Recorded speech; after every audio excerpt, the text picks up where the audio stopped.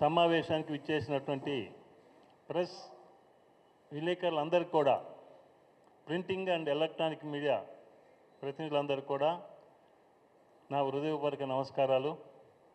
అదేవిధంగా ఈరోజు తెలంగాణ కమ్మ రాజకీయ ఐక్య వేదిక ప్రెస్ మీట్ సందర్భంగా విచ్చేసినటువంటి అన్నే సత్యనారాయణ గారు వైస్ ప్రెసిడెంటు, అదేవిధంగా నున్న రామకృష్ణ గారు వైస్ ప్రెసిడెంట్, వివిఎస్ఎన్ చౌదరి గారు వైస్ ప్రెసిడెంట్, తర్వాత వేజల్ల కిషోర్ గారు టీడీపీ రాష్ట్ర ఆర్గనైజింగ్ సెక్రటరీ, తర్వాత చావా శ్రీనివాసరావు గారు టీకేఆర్ఐవి ఆర్గనైజింగ్ సెక్రటరీ, అదేవిధంగా వెంకటరామయ్య గారు, వారు రిటైర్డ్ సూపరింట్ ఇంజనీర్, వారు రాజకీయాల్లో మంచి అవగాహన ఉన్నటువంటి ఒక విశ్లేషకులు.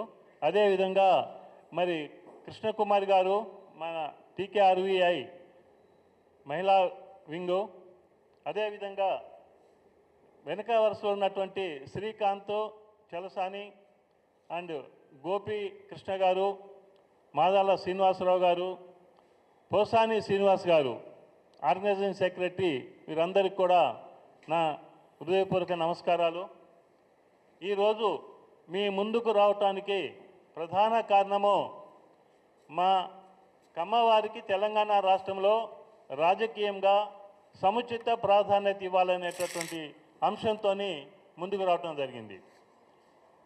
సాధారణంగా మేము ఈ డిమాండ్ చేయడానికి ప్రధాన కారణము మొదటి నుంచి కూడా రాజకీయాలలో, విద్యారంగంలో, సామాజిక రంగంలో కమ్మ సామాజిక వర్గం ముందున్నది.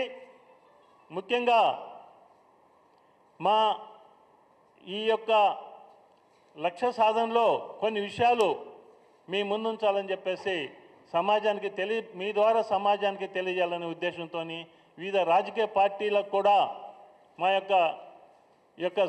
యొక్క విన్నపము, మా యొక్క డిమాండ్ వారు ముందుంచాలనే ఉద్దేశంతో ఈరోజు మీ ముందుకు రావడం జరిగింది.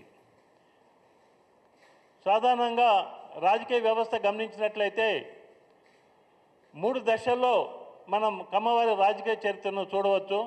ఒకటి, ఎన్టీఆర్ కంటే పూర్వము కమ్మవారు రాజకీయాల్లో ఏ విధంగా ఉన్నారు, తర్వాత ఎన్టీఆర్ గారి సమయంలో, తర్వాత ఆఫ్టర్ ఎన్టీఆర్. ఈ విషయాల్లో పరిశీలించినట్లయితే 3 దశల్లోనూ కమ్మవారు ఐకమత్యంగానే ఉంటున్నారు, రాజకీయంగా ప్రాధాన్యత కలిగి ఉంటున్నారు. ఇక దీంతో పాటు సమాజంలోని అన్ని వర్గాలతోని కలిసిమెలిసి ఐక్యంగా సోదర భావంతో పనిచేస్తున్నామంటే అది కమ్మవారికే చెందుతుంది. ఎన్టీఆర్ కంటే పూర్వము కమ్మవారు అనేక మంది శాసనసభలో ప్రతినిధులుగా ఉన్నారు. సుమారు ఉమ్మడి ఆంధ్రప్రదేశ్లో 40 మంది దాకా కమ్మవారు ఉండేవాళ్ళు. అంటే ఈ యొక్క తెలంగాణలో రైతాంగ ఉద్యమం నడిచినప్పుడు కూడా కమ్మవారు ముందుండి ఈ యొక్క ఉద్యమంలో క్రియాశీలకంగా త్యాగ బుద్ధితోని పనిచేయటం జరిగింది. మళ్ళీ తర్వాత 52 ఎలక్షన్ నుంచి కూడా కమ్మవారు మరి విద్యలోనూ, వ్యవసాయ రంగంలోనూ అభివృద్ధి చెంది సాంఘిక రంగంలోనే కాకుండా రాజకీయ రంగంలో కూడా సేవా దృక్పథంతో ముందుకు రావడం జరిగింది. అంటే కమ్మవారే ఏదో ఎన్టీ రామారావు వచ్చిన తర్వాతే అభివృద్ధి చెందారు, రాజకీయంలో ముందున్నారన్న అంశం కాదు. ఎన్జి రంగా గారు ఉన్నారు, మాకినేని బసవపున్నయ్య గారు ఉన్నారు. ఇట్లా చెప్పుకుంటూ పోతే గవర్నర్లుగా, కేంద్ర మంత్రులుగా పనిచేసినటువంటి ప్రముఖులు ఎంతోమంది ఎన్టీఆర్ కంటే పూర్వమే ఉన్నారు. కాబట్టి కొత్తగా మాకు ఎన్టీ రామారావు గారు వచ్చిన తర్వాత 1982లో పార్టీ పెట్టిన తర్వాత వారు అన్ని వర్గాల వారికి సముచిత ప్రాధాన్యం ఇచ్చారు. బీసీలకు, ఎస్సీలకు, ఎస్టీలకు, అన్ని కులాల వారికి, కుల మతాలకు అతీతంగా వారు రాజకీయాల్లో యువకులకు, పేదవారికి, విద్యావంతులకు వారికి స్థానం కల్పించారు. ఏ రాజకీయ అవగాహన లేనటువంటి, బ్యాక్గ్రౌండ్ లేనటువంటి వారికి కూడా మరి ఎమ్మెల్యేలుగా సీట్లు ఇచ్చి వారు ఇప్పుడు కూడా ఎంతోమంది కొనసాగుతున్నటువంటి సందర్భాలు ఉన్నాయి. అందరు కూడా విద్యావంతులు, యువకులు, ఆర్థికంగా వెనుకబడినటువంటి వారు ఎంతోమంది ఉన్నారు. 1983లో నిజామాబాద్ జిల్లా బాన్స్వాడ నియోజకవర్గం ఓపెన్ కేటగిరీలో ఉంటే ఆ కేటగిరీ నుండి మరి ఎస్టీకి చెందినటువంటి కిషన్ సింగ్ గారికి సీట్ ఇచ్చి గెలిపించుకోవడం జరిగింది. అంటే ఓపెన్ సీట్లో కూడా ఒక ఎస్టీకి ఇవ్వటం జరిగింది. ఎంతోమంది బలహీన వర్గాల వారికి ఆ రోజు ప్రాధాన్యత పెరిగి కొత్త రాజకీయ ఒరవడి సమాజంలో రాజకీయ చైతన్యాన్ని తెచ్చి ప్రతి గ్రామంలో కూడా రచ్చబండ మీద కూడా ఈ యొక్క రాజకీయాలు చర్చించుకునేటటువంటి ఒక పరిస్థితిని కల్పించినటువంటి ఘనత ఎన్టీఆర్ గారిది. ఆ సమయంలో మరి దాని తర్వాత ఎన్టీఆర్ గారి తర్వాత చూసినట్లయితే మనం అనేకమైనటువంటి మార్పులు జరుగుతూ ఉన్నాయి. కమ్మవారు అందరితో పాటు ఎదుగుతూ ఇతరుల ఎదుగుదలకు తోడ్పడుతూ వారు ముందున్నారు. ఇప్పుడు తెలంగాణ ఆంధ్రప్రదేశ్ ఏర్పడిన తర్వాత మరి తెలంగాణలో మేము 2018, 14, 18, 23 3 సార్లు సాధారణ అసెంబ్లీ ఎన్నికలు జరిగాయి.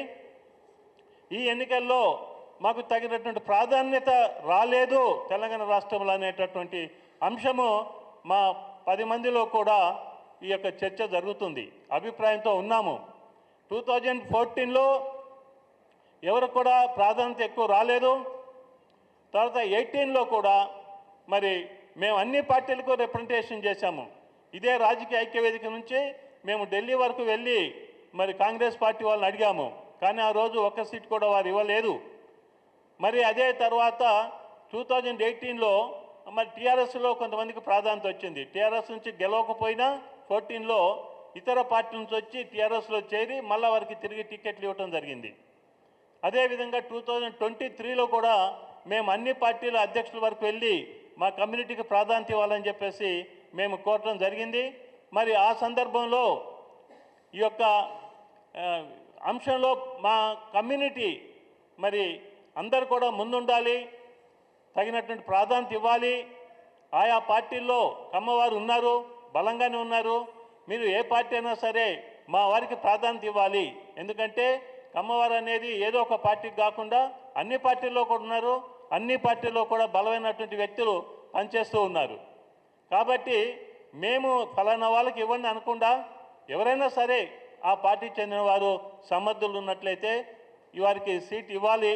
ఎందుకంటే 5% తెలంగాణలో కమ్మవారు ఉన్నారు. దాదాపు 35 నియోజకవర్గాల్లో ఓటింగ్ ప్యాటర్న్ను ప్రభావితం చేయగలిగినటువంటి శక్తి కమ్మ సామాజిక వర్గానికి ఉన్నది.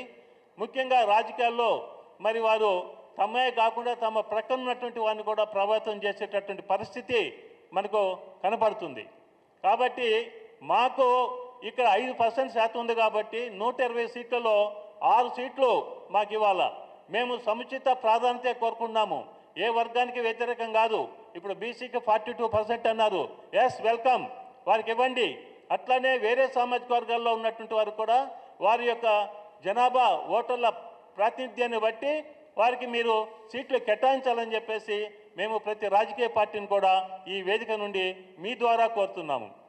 అంతేకాకుండా ఇప్పుడు మేము ఈ యొక్క రిప్రజెంటేషన్ అనేటటువంటిది మేము పర్సనల్గా వెళ్ళి కూడా అన్ని పార్టీలకు మేము పర్సనల్గా వెళ్ళి రిప్రజెంటేషన్ ఇచ్చి మాకు ప్రాధాన్యత కోరటం జరుగుతుంది. మరొక విషయం ఏంటంటే మేము మా సామాజిక వర్గంలోని రాజకీయాల్లో ఉన్నటువంటి వారికి కూడా క్షేత్ర పరిధి నుంచి రాష్ట్ర స్థాయి వరకు మేము చెప్పేది ఏంటంటే మీరు రాజకీయంలో రాణించాలనుకుంటే మీరు క్షేత్ర పరిధిలో కష్టపడి పనిచేయండి, మీ పార్టీ అధిష్టానాన్ని ఒప్పించండి. మీరు పనిచేసినప్పుడు మనకు హక్కు కూడా పెరుగుతుంది, మనకు బాధ్యత ఉంటుంది, పార్టీలు కూడా ముందుకు వస్తాయి. రేపు స్థానిక సంస్థల ఎన్నికలు ఉన్నాయి. గ్రామ పంచాయతీల నుంచి ఎంపీటీసీలు కానీ, జడ్పీటీసీలు కానీ, ఎంపీపీలు కానీ, కార్పొరేషన్ ఎన్నికలు కానీ, మున్సిపాలిటీ ఎన్నికలు కానీ, ప్రతి ఎన్నికల్లో కూడా మాకు ఎక్కడైతే బలం ఉంటుందో, మనం ఎక్కడైతే గెలుస్తాం అనుకుంటున్నామో అక్కడ మన వాళ్ళందరూ కూడా మరి కృషి చేసి ఇప్పటి నుంచే కృషి చేసి సీట్ అడిగినట్లయితే మా రాజకీయ ఐక్య వేదిక వారికి సపోర్ట్గా నిలుస్తుంది. మేము వారు గెలవటానికి ఎట్లాంటి వ్యూహాలు వేయాలి, ఎట్లా ఉండాలనేటువంటి దాంట్లో కూడా మేము క్రియాశీల పాత్ర వహిస్తాము. కాబట్టి మనం సీట్ అడగాలంటే మనం సన్నద్ధమై ఉండాలి. మనం గెలుపు గుర్రాలు, ఈ మధ్య గెలుపు గుర్రాలు అని చెప్పేసి మన రాజకీయాల్లో చూస్తున్నాము. గెలుపు గుర్రాలు గెలిచే వాళ్ళకి ఇవ్వాలా. గెలిచే వాళ్ళకి ఇవ్వాలంటే మన ఎవరైతే ఆ స్థానం కోరుకుంటున్నామో మనం గెలవటానికి మనము మరి వారికి నమ్మకం కలిగించాలి. మనం అట్లాంటి కృషి చేస్తేనే మనకు సీట్ వస్తుంది. ఏదో మాకు ఇవ్వాలా, మాకు హక్కు అంటే కూడా మేము ఆ దిశలో పోవటం లేదు. మేము కష్టపడుతున్నాము, దానికి అర్హులైన అభ్యర్థులు ఉన్నారు, వారికి తగిన ప్రాధాన్యత ఇవ్వమని చెప్పేసి కోరుతున్నాము. ఇప్పుడు Banjara hills, Jubilee hills by election ఉన్నది. జూబ్లీ హిల్స్ బై ఎలక్షన్లో కమ్మ సామాజిక వర్గం నుంచి రాష్ట్రంలో 3 ఎమ్మెల్యేలు ఉన్నారు. అందులో ఒక ఎమ్మెల్యే గోపీనాథ్ గారు దురదృష్టవశాత్తు వారు మరణించడం జరిగింది. వారి సీటు ఖాళీ కావటం వలన ఇప్పుడు బై ఎలక్షన్ వస్తుంది. డిసెంబర్ లోపల బై ఎలక్షన్ నిర్వహించవలసి ఉంది. ఈ విషయంలో కూడా మేము అన్ని పార్టీలు కూడా విజ్ఞప్తి చేసేది ఏంటంటే, మా ఆయా పార్టీల్లో మా సామాజిక వర్గం నుంచి బలమైన అభ్యర్థులు ఉన్నారు. మా సామాజిక వర్గం యొక్క బలము సుమారు 50,000 ఓట్లు ఉన్నాయి.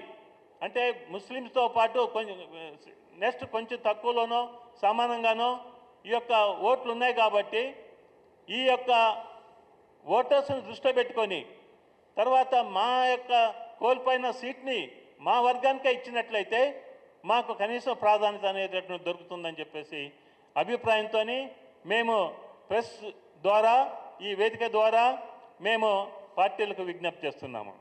ఎందుకంటే ఇక్కడ ఉన్నటువంటి పరిస్థితుల్లో మాకు తక్కువ వచ్చినా ఎక్కువ వచ్చినా ఈ యొక్క రాజకీయంలో ముందుకెళ్తానికే చూస్తాం. కానీ మేము రాజకీయంలో వెనుకబడి వేయటము, లేకపోతే గొంతెమ్మ కోరికలు కోరటము, లేకపోతే ఒక వర్గాన్ని విమర్శించటము, లేకపోతే ఇంకో రకంగా ఏలపరచడం, అట్లాంటి పద్ధతి మాది కాదు.